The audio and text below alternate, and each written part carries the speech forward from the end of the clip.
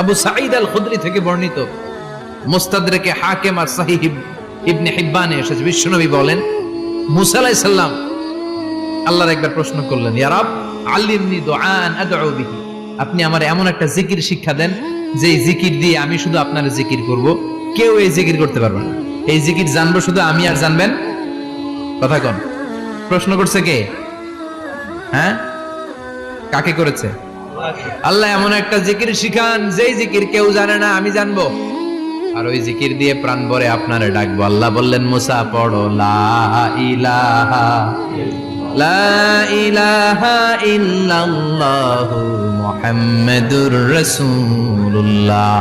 মুসা আলাইহিস সালাম বললেন আল্লাহ চাইলাম কি, কইলেন কি? লা ইলাহা তো জাতীয় জিকির, এটা তো আন্তর্জাতিক জিকির, এটা জানে না এমন কেউ নাই, এমনকি হিন্দু ভাইরাও জানে। কথা কম। আল্লাহ আমি তো চাইছিলাম এক্সক্লুসিভ, এক্সক্লুসিভ আমার জন্য স্পেশাল, এর চেয়ে সুন্দর আর কেউ জানবে না, এত